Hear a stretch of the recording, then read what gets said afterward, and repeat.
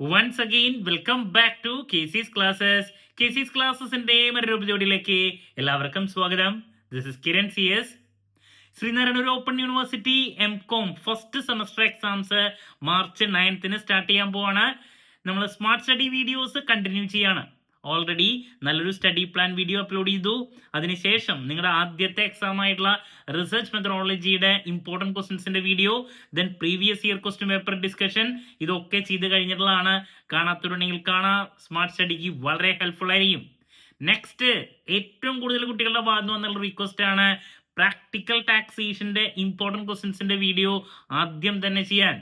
So ഇന്നത്തെ വീഡിയോയിൽ practical ടാക്സേഷന്റെ entire ഡീറ്റെയിൽസിലോട്ടാണ് പോകുന്നത്. എങ്ങനെ പ്രയോറിറ്റൈസ് ചെയ്ത് പഠിക്കണം, ഏറ്റവും കൂടുതൽ ചോദ്യങ്ങൾ വരുന്ന ചാപ്റ്റേഴ്സ് ഏതൊക്കെയാണ്, എസ്സേ ടോപ്പിക്സ് ഏതൊക്കെയാണ്, ഇതൊക്കെ നമുക്ക് 1 by 1 ആയിട്ട് കാണാം. വീഡിയോയിലോട്ട് പോണേക്കാൾ മുമ്പ് പറയാനുള്ളത്, നമ്മുടെ സ്ഥാപനം Sreenarayana open university BCom BBA MCOM എല്ലാ സെമസ്റ്ററിലെയും ക്ലാസ്സസ് പ്രൊവൈഡ് ചെയ്യുന്നുണ്ട്. ലൈവ് ക്ലാസ് ഗൂഗിൾ മീറ്റിലൂടെ പ്രൊവൈഡ് ചെയ്യുന്നു. വീഡിയോ ക്ലാസിന്റെ റെക്കോർഡും ആക്സസ് ചെയ്യാൻ സാധിക്കും. അതുകൊണ്ട് തന്നെ എപ്പോൾ വേണമെങ്കിലും പഠിച്ച് ഡൗട്ട് ഉള്ളത് ചോദിക്കാനുള്ള അവസരം ഉണ്ടെന്നുള്ളതാണ്. ഇതുവരെയുള്ള നമ്മുടെ റിസൾട്ട്സ് ഒക്കെ സൂപ്പർ റിസൾട്ട്സ് ആണ് കേട്ടോ. അതുമാത്രമല്ല, എല്ലാ സബ്ജക്ട്സിന്റെയും അസൈൻമെന്റ് സപ്പോർട്ടും നമ്മൾ പ്രൊവൈഡ് ചെയ്യുന്നുണ്ട്. ഓക്കെ, സോ നമ്മുടെ ക്ലാസ്സിൽ ജോയിൻ ചെയ്ത് പഠിച്ച് നല്ല മാർക്ക് മേടിക്കാൻ താല്പര്യമുള്ള കുട്ടികൾക്ക് ഡിസ്ക്രിപ്ഷൻ ബോക്സിലുള്ള എൻ്റെ വാട്സപ്പ് നമ്പറിൽ കോൺടാക്ട് ചെയ്യാം, ക്ലാസ്സസ് ആക്സസ് ചെയ്യാം. സോ നമുക്ക് എന്തെങ്കിലും സബ്ജക്റ്റിന്റെ ഡീറ്റെയിൽസിലോട്ട് പോകാം. അപ്പോൾ പ്രാക്ടിക്കൽ ടാക്സേഷൻ നമ്മുടെ മുമ്പിൽ പ്രീവിയസ് ഇയർ ക്വസ്റ്റ്യൻ പേപ്പർ എന്ന് പറയുന്നത് ഒരൊറ്റ വർഷത്തെയാണുള്ളത്. സോ ഏകദേശം അതിൻ്റെ ഒരു ബേസിലാണ് നമ്മൾ ഇമ്പോർട്ടൻറ്റ് ക്വസ്റ്റ്യൻസ് ആദ്യം പറയുന്നത്. സോ പ്രാക്ടിക്കൽ ടാക്സേഷന്റെ സിലബസിന്റെ ഡീറ്റെയിൽസിലോട്ട് പോകുന്ന സമയത്ത് ഡിറക്റ്റ് ടാക്സും ഇൻഡയറക്റ്റ് ടാക്സും മിക്സ് ചെയ്തിട്ടുള്ള ഒരു സിലബസ് ആണ് വരുന്നത്. നമുക്ക് ഇൻഡയറക്റ്റ് ടാക്സ് ആണ് ആദ്യം വരുന്നത്, അത് 2 യൂണിറ്റ് ആയിട്ടും, ദെൻ അതിനുശേഷം ഡിറക്റ്റ് ടാക്സ് 2 യൂണിറ്റ് ആയിട്ടും നമുക്ക് കാണാൻ സാധിക്കും. സോ ഇതില് ബ്ലോക്ക് നമ്പർ 1 പ്രാക്ടിക്കൽ ടാക്സേഷനിലെ ഫസ്റ്റ് യൂണിറ്റ് എന്ന് പറയുന്നത് ബേസിക്സ് ആണ്, accounts and records and GST. Then unit number 2 filing of GST returns. ഇതാണ് 2 യൂണിറ്റ്സ്. ദെൻ ഇൻകം ടാക്സിന്റെ കേസിലോട്ട് പോകുന്ന സമയത്ത് accounting for TDS and TCS ആണ് യൂണിറ്റ് നമ്പർ 1 ബ്ലോക്ക് 2. പിന്നെ filing of income tax returns. So നിങ്ങളുടെ അടുത്ത് പറയാനുള്ളത്, നിങ്ങൾ ഏറ്റവും കൂടുതൽ സമയം മാറ്റി വെക്കേണ്ടതും ഏറ്റവും കൂടുതൽ മാർക്സ് എക്സ്പെക്ട് ചെയ്യേണ്ടതുമായിട്ടുള്ളത് 2 യൂണിറ്റ്സ് ആണ്. അത് ആദ്യത്തെ ബ്ലോക്കില് യൂണിറ്റ് നമ്പർ 1 GSTയുടെ basics, accounts and records under GST. Then block number 2 TDS and TCS. ഈ 2 യൂണിറ്റ്സിൽ നിന്നാണ് നിങ്ങളുടെ മെജോറിറ്റി പെർസെൻറ്റേജ് ഓഫ് ചോദ്യങ്ങൾ വരാം. എന്ന് വെച്ചിട്ടുണ്ടെങ്കിൽ 100%-ൽ നിങ്ങൾക്കൊരു 75% വരെ ചോദ്യങ്ങൾ വരുന്നത് ഈ 2 യൂണിറ്റ്സിൽ നിന്നാണ്. ചിലപ്പോൾ 80% വരെ. ബാക്കി ഒരു 20% മാത്രമാണ് next block number 2 filing of income tax return ആണ്. പിന്നെ അതിൽ നിന്ന് ചോദ്യങ്ങൾ വരാറ്. പിന്നെ ഈ block number 1 unit number 2 filing of GST റിട്ടേണിൽ നിന്ന് കഴിഞ്ഞ പ്രാവശ്യമൊന്നും അധികം ചോദ്യങ്ങൾ വന്നിട്ടില്ല. അപ്പോൾ ഏറ്റവും കൂടുതൽ ചോദ്യങ്ങൾ നമ്മൾ പ്രതീക്ഷിക്കുന്നത് യൂണിറ്റ് നമ്പർ 1 ബ്ലോക്ക് നമ്പർ 1ലെയും ബ്ലോക്ക് നമ്പർ 2 യൂണിറ്റ് നമ്പർ 1. അപ്പോൾ ഈ 2 ചാപ്റ്ററുകളിലോട്ട് നിങ്ങൾ കൂടുതൽ ഫോക്കസ് ചെയ്ത് പഠിക്കണം. ഓക്കെ, ഇനി നിങ്ങൾ ഡിഗ്രിക്ക് GST ഒക്കെ പഠിച്ചിട്ടുണ്ടെങ്കിലും പഠിച്ചവരുണ്ടാവും, പഠിക്കാത്തവരുണ്ടായിരിക്കും.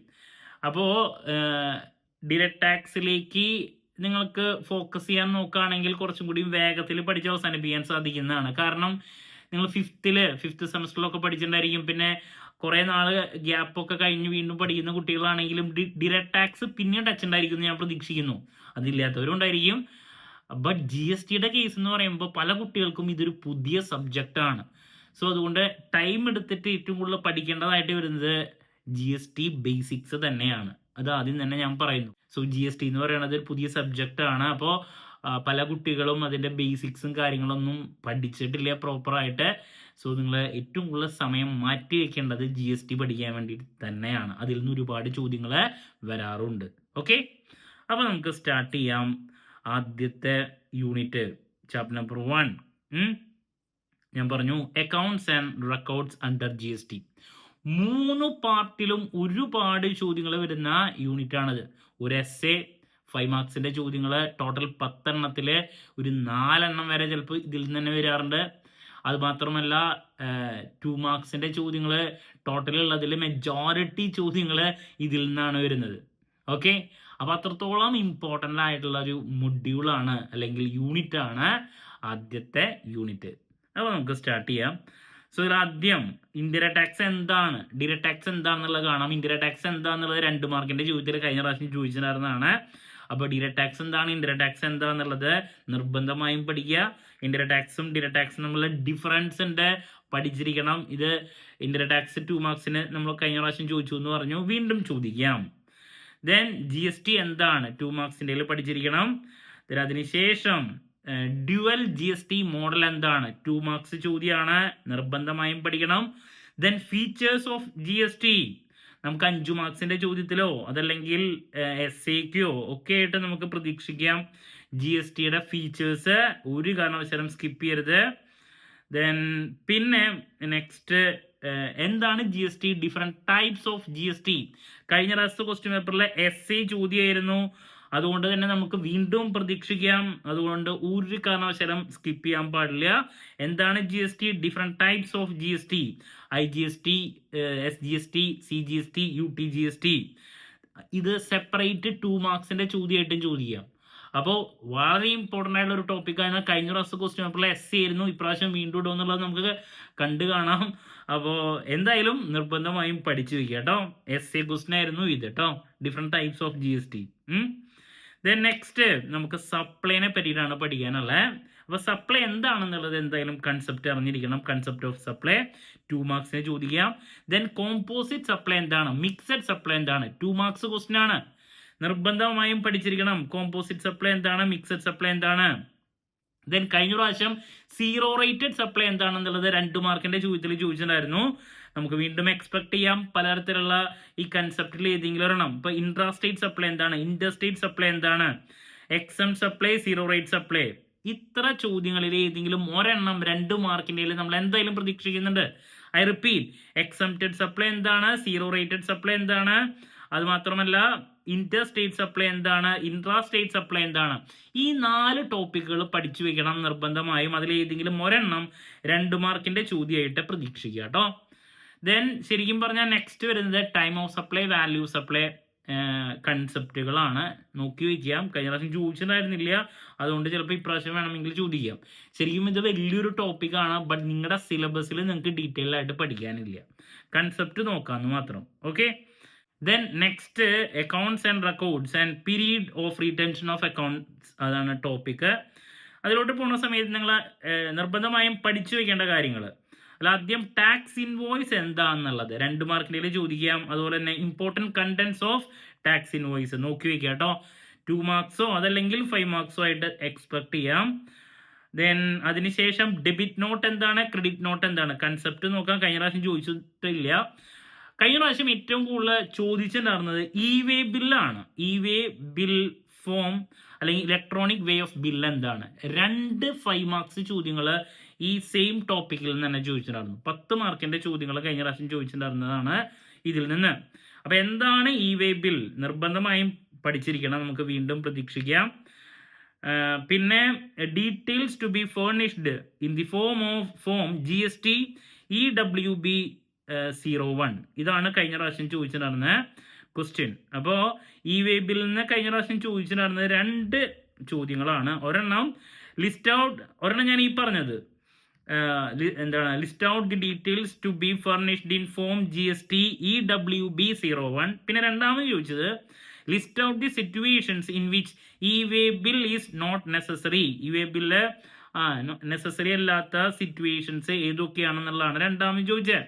അപ്പോൾ ഈ 2 ചോദ്യങ്ങൾ കഴിഞ്ഞ പ്രാവശ്യം ചോദിച്ചിട്ടുണ്ടായിരുന്നതാണ്. അപ്പോൾ വളരെ ഇമ്പോർട്ടൻ്റ് ആയിട്ടുള്ളൊരു ടോപ്പിക്കാണ്. ഇ-വേ ബില്ല് നിർബന്ധമായും പഠിച്ചിരിക്കണം, നമുക്ക് വീണ്ടും എക്സ്പെക്ട് ചെയ്യാം കേട്ടോ. ദെൻ നെക്സ്റ്റ് GST നെറ്റ്വർക്കിനെ പറ്റിയിട്ട് 2 മാർക്കിന്റെ ചോദ്യത്തിൽ പ്രതീക്ഷിക്കാം. അതിന്റെ സ്ട്രക്ചർ, അതിനുശേഷം GSTIN ഉണ്ട്. അപ്പോൾ GSTN ഉണ്ട്, GSTIN ഉണ്ട്, ഇതിൽ ഏതെങ്കിലും ഒരെണ്ണം എക്സ്പെക്ട് ചെയ്യാം. Then next HSN code, SAC code. കഴിഞ്ഞ പ്രാവശ്യത്തെ ക്വസ്റ്റ്യൻ പേപ്പറിൽ ചോദിച്ചതാണ് 2 മാർക്കിൻ്റെ, നിർബന്ധമായും പഠിച്ചിരിക്കണം. HSN കോഡ് എന്താണ്, അതുപോലെ തന്നെ സാക് കോഡ് എന്താണ്, വളരെ ഇമ്പോർട്ടൻ്റ് ആണ്, 2 മാർക്സിൻ്റെ കേട്ടോ. അതുപോലെ തന്നെ കോമ്പോസിഷൻ ലെവി എന്താണ്, 2 മാർക്സിന്റെ ചോദ്യമാണ്. കൺസെപ്റ്റ് കോമ്പോസിഷൻ ലെവി കേട്ടോ. അപ്പോൾ ഇതൊക്കെ 2 മാർക്സിന്റെ ചോദ്യങ്ങളാണ്. ആ രീതിയിൽ അപ്രോച്ച് ചെയ്യുക. എന്തൊക്കെ? HSN code, SAC code, GSTN, GSTIN, composition ലെവിയുടെ കൺസെപ്റ്റ്, ഇതൊക്കെ കേട്ടോ. ദെൻ നെക്സ്റ്റ് ഇതിൽ നമുക്ക് കാണാൻ സാധിക്കും GST രജിസ്ട്രേഷൻ എന്ന് പറയുന്ന ടോപ്പിക്കാണ്. കഴിഞ്ഞ പ്രാവശ്യം ഇതിൽ നിന്ന് ഒരൊറ്റ ചോദ്യങ്ങൾ ചോദിച്ചിട്ടുണ്ടായിരുന്നില്ല. ബട്ട് ഇപ്രാവശ്യം ഞാൻ പ്രതീക്ഷിക്കുന്നുണ്ട്. ബിക്കോസ് വളരെ ഇമ്പോർട്ടൻ്റ് ആയുള്ള ഒരു ഏരിയ ആണ് GST രജിസ്ട്രേഷൻ.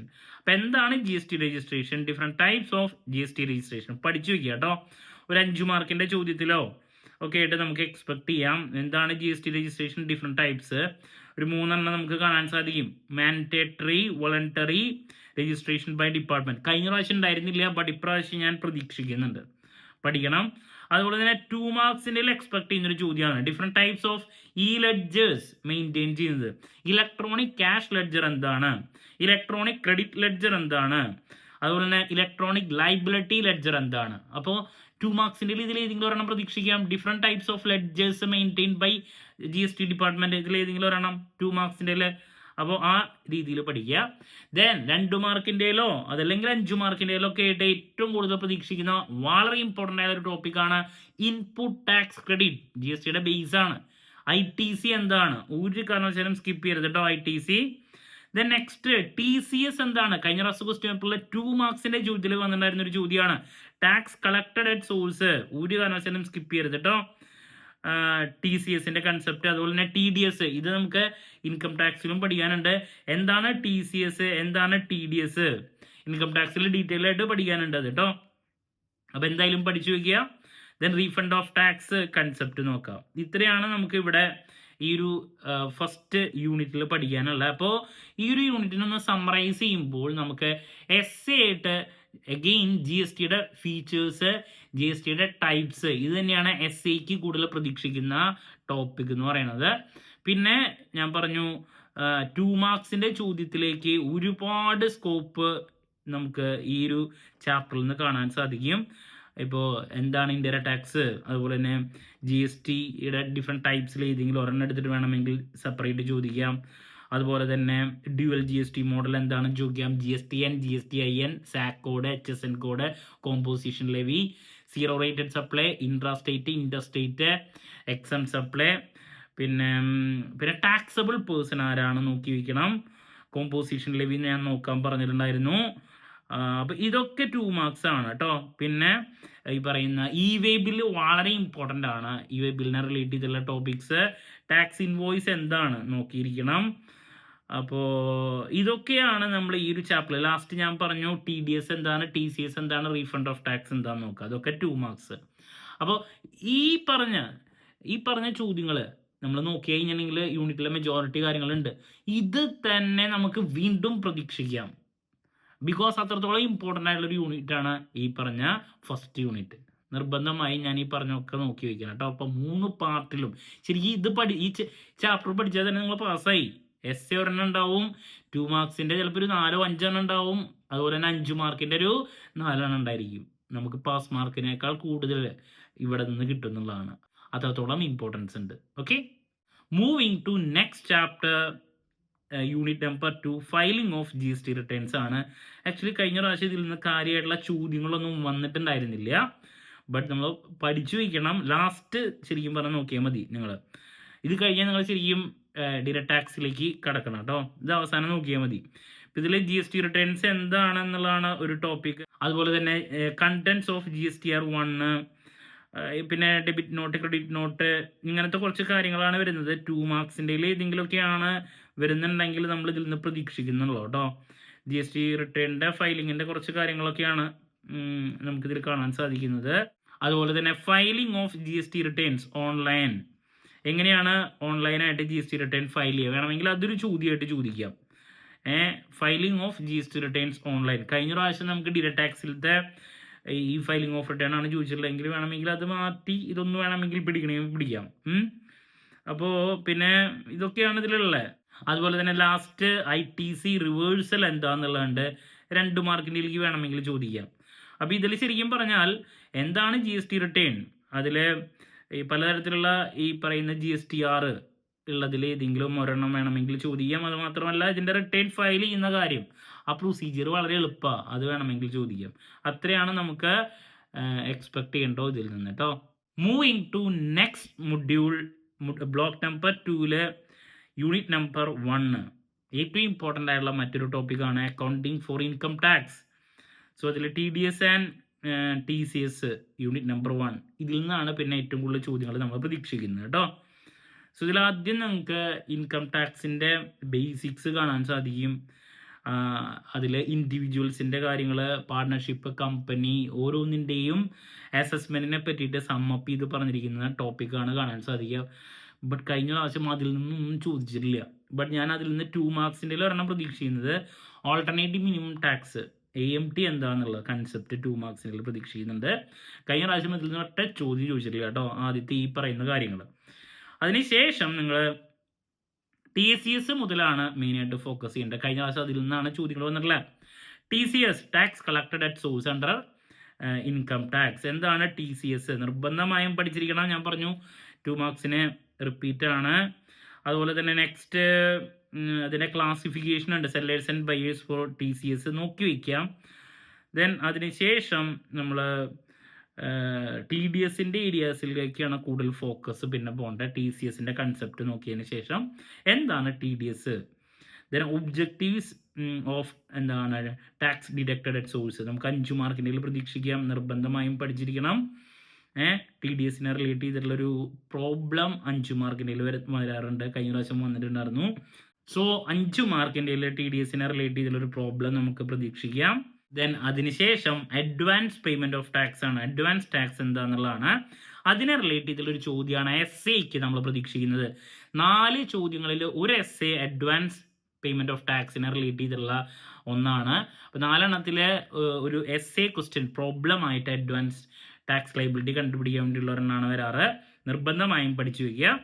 അതുപോലെ തന്നെ മറ്റൊരു തിയറി ചോദ്യം ചോദിച്ചിട്ടുണ്ടായിരുന്നത് due date for payment of tax. അതൊന്ന് എക്സ്പ്ലെയിൻ ചെയ്യാൻ വേണ്ടിയിട്ടുള്ളൊരു ചോദ്യം കഴിഞ്ഞ പ്രാവശ്യം ചോദിച്ചിട്ടുണ്ടായിരുന്നു. നിർബന്ധമായും പഠിക്കുക. അപ്പോൾ ഇങ്ങനെ അഡ്വാൻസ് പേയ്മെൻറ്റ് ഓഫ് ടാക്സിൻ്റെ problem, then due date of advance payment of tax അതിൻ്റെ കൺസെപ്റ്റ്, തിയറി. അതുപോലെ തന്നെ 5 മാർക്കിൻ്റെ കഴിഞ്ഞ പ്രാവശ്യം ചോദിച്ചിട്ടുണ്ടായിരുന്ന ഒരു ചോദ്യമാണ് reasons for mismatches between TDS statement and form 26AS. അപ്പോൾ ഫോം 26AS എന്താണെന്നുള്ളത് നോക്കുക. പിന്നെ reasons for mismatch between TDS statement and form 26AS ചോദിച്ചിട്ടുണ്ടായിരുന്നതാണ്. അപ്പോൾ നിങ്ങൾ TDS സ്റ്റേറ്റ്മെൻറ്റ് എന്തൊക്കെയാണെന്നുള്ളത് നോക്കി വയ്ക്കണം. പിന്നെ ഈ മിസ്മാച്ചിനുള്ള റീസൺസ് എന്തൊക്കെയാണെന്നുള്ളത് നോക്കി വയ്ക്കണം. കഴിഞ്ഞ പ്രാവശ്യം ഉണ്ടായിരുന്ന ചോദ്യമാണ് കേട്ടോ. സോ കഴിഞ്ഞ പ്രാവശ്യം ഈ ഒരു യൂണിറ്റിൽ നിന്ന് ഞാൻ പറഞ്ഞു അഡ്വാൻസ് പേയ്മെൻറ്റ് ഓഫ് ടാക്സിൻ്റെ ഒരു പ്രോബ്ലം എസ്സേക്ക് ചോദിച്ചു. അപ്പോൾ നമുക്ക് പ്രതീക്ഷിക്കാൻ സാധിക്കുന്ന ഒരു ചോദ്യമാണ്. പിന്നെ different forms under TDS in income tax കഴിഞ്ഞ പ്രാവശ്യം SCക്ക് തിയറി ആയിട്ട് ചോദിച്ചിട്ടുണ്ടായിരുന്നതാണ്. Repeat different forms used for TDS in income tax നമുക്ക് വീണ്ടും പ്രതീക്ഷിക്കാം. അപ്പോൾ അങ്ങനെ 2 SC ചോദ്യം ഈ ഒരു സെയിം യൂണിറ്റിൽ നിന്ന് തന്നെ ചോദിച്ചിട്ടുണ്ടായിരുന്നു. പിന്നെ ഞാൻ പറഞ്ഞു ഈ പറയുന്ന TDSൻ്റെ ഒരു പ്രോബ്ലം നമുക്ക് 5 മാർക്കിൻ്റെ പ്രതീക്ഷിക്കാൻ ചോദിച്ചിട്ടുണ്ടായിരുന്നതാണ്. മറ്റ് ചോദ്യങ്ങൾ ഉണ്ടായിരുന്നു ഇതിൽ നിന്ന്. അഡ്വാൻസ് ടാക്സ് എന്താണ്, അതിൻ്റെ കണ്ടീഷൻസ്. അഡ്വാൻസ് ടാക്സ് ഞാൻ പറഞ്ഞു അതിൽ നിന്നൊരു പ്രോബ്ലം വരുന്നുണ്ട്. അതുമാത്രമല്ല അഡ്വാൻസ് ടാക്സിൻ്റെ കണ്ടീഷൻസ് 5 മാർക്കിൻ്റെ തിയറി ആയിട്ട് കഴിഞ്ഞ പ്രാവശ്യം ചോദിച്ചിട്ടുണ്ടായിരുന്നതാണ്. പിന്നെ ഈ നേരത്തെ ഞാൻ പറഞ്ഞൊരു ചോദ്യം reasons for mismatch between TDS statement and form 26AS in income tax കഴിഞ്ഞ പ്രാവശ്യം നമുക്ക് 5 മാർക്കിൻ്റെ ചോദിച്ച മറ്റൊരു ചോദ്യമാണ്. നിർബന്ധമായും പഠിക്കുക. പിന്നെ ഈ TDS റിട്ടേൺ എന്താണ്, ഇലക്ട്രോണിക് TDS റിട്ടേൺ എന്താണ്, 5 മാർക്കിൻ്റെ കഴിഞ്ഞ പ്രാവശ്യം ചോദിച്ച മറ്റൊരു ചോദ്യമാണ്. നിർബന്ധമായും പഠിക്കുക.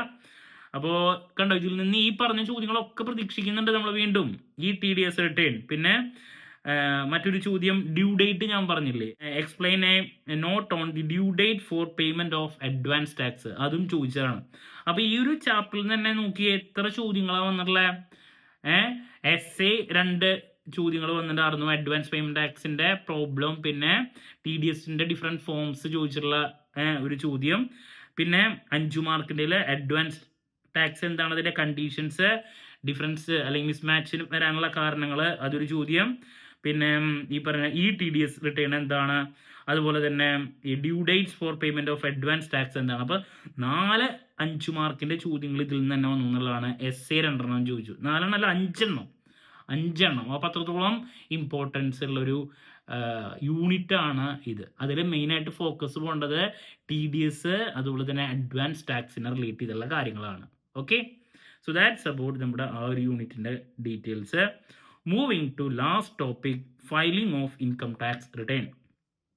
സോ കഴിഞ്ഞ പ്രാവശ്യം ഇതിൽ നിന്ന് റിട്ടേണിലെ ഡിഫറെൻറ്റ് ടൈപ്സിൽ ഏതെങ്കിലും ഒരെണ്ണം എല്ലാ പ്രാവശ്യം വരാറുള്ളതാണ്, അതിൽ ഒരെണ്ണം. അതുപോലെ തന്നെ ഇൻകം ടാക്സ് റിട്ടേൺ ഫയൽ ചെയ്യുമ്പോഴുള്ള ആ സ്റ്റെപ്പ്, അതാണ് SAക്ക് ചോദിച്ചിട്ടുണ്ടായിരുന്ന ചോദ്യം. ഇതാണ് കഴിഞ്ഞ പ്രാവശ്യം ഉണ്ടായിരുന്നത്. എന്താണ് the procedure for filing ITR 1 in income tax. ITR 1 file ചെയ്യുമ്പോഴുള്ള പ്രൊസീജിയർ, അതൊരു ചോദ്യം. പിന്നെ ചോദിച്ചിട്ടുണ്ടായിരുന്നത് പലതരത്തിലുള്ള റിട്ടേൺസ് ഉണ്ട്, അതിൽ ഏതെങ്കിലും ഒരെണ്ണം ബിലേറ്റഡ് റിട്ടേൺ എന്താണെന്നുള്ളതാണ് പിന്നെ ചോദിച്ചിട്ടുണ്ടായിരുന്നത്. ഇങ്ങനെ ഒരു 2 ചോദ്യങ്ങളാണ്, ഒരു SAയും 2 മാർക്കിൻ്റെ ഒരു ചോദ്യമാണ് ഇതിൽ നിന്ന് കഴിഞ്ഞ പ്രാവശ്യം വന്നിട്ടുണ്ടായിരുന്നത്. അപ്പോൾ എന്താണ് ഫയലിംഗ് ഓഫ് റിട്ടേൺ? അതിൽ ഡിഫറെൻറ്റ് ടൈപ്സ് ഓഫ് റിട്ടേൺസ്, ഇപ്പോൾ മാൻഡേറ്ററി, വോളണ്ടറി കാണാം. അതിൽ പിന്നെ due date for filing of return of income നോക്കിയിരിക്കണം, റിട്ടേൺ ഓഫ് ലോസ്. അതിലാണ് ഈ പറയുന്ന ബിലേറ്റഡ് റിട്ടേൺ ഉണ്ട്, റിവൈസ്ഡ് റിട്ടേൺ ഉണ്ട്, ഡിഫക്റ്റീവ് റിട്ടേൺ ഉണ്ട്. അപ്പോൾ ഇങ്ങനെ പലതരത്തിലുള്ള റിട്ടേണിൽ ഏതെങ്കിലും ഒരെണ്ണം നമുക്ക് 2 മാർക്കിൻ്റെ പ്രതീക്ഷിക്കാം.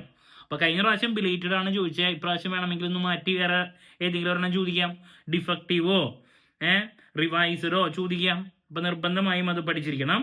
പിന്നെ കഴിഞ്ഞ പ്രാവശ്യം ഇതിൽ നിന്ന് 5 മാർക്കിൻ്റെ ഒരെണ്ണം ഉണ്ടായിരുന്നു, interest for belated payment of income tax. 5 മാർക്കിൻ്റെ ചോദിച്ചിട്ടുണ്ടായിരുന്നതാണ് interest for belated payment of income tax. അപ്പോൾ 5 മാർക്കിൻ്റെ പ്രതീക്ഷിക്കാം. പിന്നെ ഞാൻ പറഞ്ഞു ITRൻ്റെ ഇപ്പോൾ ഡിഫറെൻറ്റ് ടൈപ്സ് ഓഫ് ITR ഉണ്ട്, 1 മുതൽ 7 വരെ ഉള്ളത്. അതിൽ ITR 1ൻ്റെ ഫയലിംഗ് എക്സ്പ്ലെയിൻ ചെയ്യാൻ വേണ്ടിയുള്ള ചോദ്യമാണ് SAക്ക് കഴിഞ്ഞ പ്രാവശ്യം ചോദിച്ചിട്ടുണ്ടായിരുന്നത്. അപ്പോൾ ഇത്രയാണ് നമുക്ക് ഈ ഒരു ചാപ്റ്ററിൽ, ഈ ചാപ്റ്ററിൽ ഇതാണ് ഉള്ളത്. അതിൽ ഡിഫറെൻറ്റ് ടൈപ്സ് ഓഫ് റിട്ടേണിൽ ഏതെങ്കിലും ഒരെണ്ണം എപ്പോഴും ചോദിക്കുന്നതാണ്, അത് ചോദിച്ചു. പിന്നെ ഈ പറയുന്ന ഇൻട്രസ്റ്റ് പേയ്മെൻറ്റ് അതിനെ പറ്റിയിട്ട് 5 മാർക്കിൻ്റെ ഉള്ള ഒരു ചോദ്യം വന്നിട്ടുണ്ടായിരുന്നു. പിന്നെ ITR 1ൻ്റെ ഫയലിംഗ് SAക്ക് ചോദിച്ചിട്ടുണ്ടായിരുന്നു. അപ്പോൾ ദാറ്റ്സ് അബൌട്ട് നമ്മുടെ പ്രാക്ടിക്കൽ ടാക്സേഷൻ്റെ മൊത്തം ഡീറ്റെയിൽസ്. അപ്പോൾ ഒന്ന് സമ്മപ്പ് ചെയ്ത് പറയുകയാണെങ്കിൽ ഞാൻ പറഞ്ഞു, ബ്ലോക്ക് നമ്പർ 1 യൂണിറ്റ് നമ്പർ 1 GSTയുടെ ബേസിക്സും പിന്നെ ഡയറക്റ്റ് ടാക്സേഷനിൽ ഈ പറഞ്ഞ TDS ആൻഡ് TDS, ഈ 2 യൂണിറ്റുകളാണ് നമ്മുടെ ചങ്ക് യൂണിറ്റ്സ്. ഇതിൽ നിന്നാണ് മെജോറിറ്റി ചോദ്യങ്ങൾ വരാം. ദെൻ ബ്ലോക്ക് നമ്പർ 2 ഈ ഇൻകം ടാക്സ് റിട്ടേണിൻ്റെ ചാപ്റ്ററിൽ നിന്ന് ഈ പറഞ്ഞ 3 പാർട്ടിലും ഓരോ ചോദ്യങ്ങളായിട്ടും വേണമെങ്കിൽ നമുക്ക് പ്രതീക്ഷിക്കാം. ക്ലാരിറ്റി കിട്ടിയെന്ന് പ്രതീക്ഷിക്കുന്നു. പിന്നെ പ്രാക്ടിക്കൽ ടാക്സേഷൻ ആയതുകൊണ്ട് തന്നെ മറ്റ് തിയറി പേപ്പർ പോലെയല്ല, നമ്മൾ തിയറി ഏരിയാസ് ഉണ്ടെന്ന് വിചാരിച്ചിട്ട് തലേദിവസം ഒക്കെ നോക്കാൻ ഇറങ്ങിയിട്ടുണ്ടെങ്കിൽ നടക്കുന്ന കാര്യമില്ല. എസ്പെഷ്യലി GSTയുടെ കേസ്, ഇൻകം ടാക്സ് പിന്നെയും നമുക്ക് കംഫർട്ടബിൾ ആയിട്ട് പഠിച്ച് അവസാനിപ്പിക്കാൻ സാധിക്കുന്നതാണ്. ബട്ട് GSTയുടെ കൺസെപ്റ്റ് നോക്കി മനസ്സിലാക്കാൻ ഒരുപാട് സമയമെടുക്കും. അപ്പോൾ അതുകൊണ്ട് തന്നെ GST യൂണിറ്റ് നമ്പർ 1 നിങ്ങൾ ആദ്യം തന്നെ പഠിച്ച് അവസാനിപ്പിക്കാൻ ശ്രമിക്കുക. അതിൽ നിന്ന് ഒരുപാട് ആ യൂണിറ്റ് നമ്പർ 1 പഠിച്ചാൽ തന്നെ നിങ്ങൾക്ക് 50% മാർക്ക് കിട്ടും. ദെൻ ഡയറക്റ്റ് ടാക്സിൽ യൂണിറ്റ് നമ്പർ 1 പഠിച്ചു കഴിഞ്ഞാൽ തന്നെ നിങ്ങൾക്ക് ഏറ്റവും 90% അബോവിലോട്ട് എത്തിച്ചേരാൻ സാധിക്കും എന്നുള്ളതാണ്. ഓക്കെ, ഇനി നെക്സ്റ്റ് ഉറപ്പായും പ്രതീക്ഷിക്കുന്ന ഓരോ പാർട്ടിലുള്ള ചോദ്യങ്ങളുടെ discussion, previous year question paper analysis, ഇതൊക്കെ ആയിട്ട് എത്രയും പെട്ടെന്ന് തന്നെ നിങ്ങളുടെ മുമ്പിൽ എത്താം എന്നുള്ള പ്രതീക്ഷയോടെ നിർത്തുന്നു. This is Kiran CS signing off. Have a nice day. Thank U.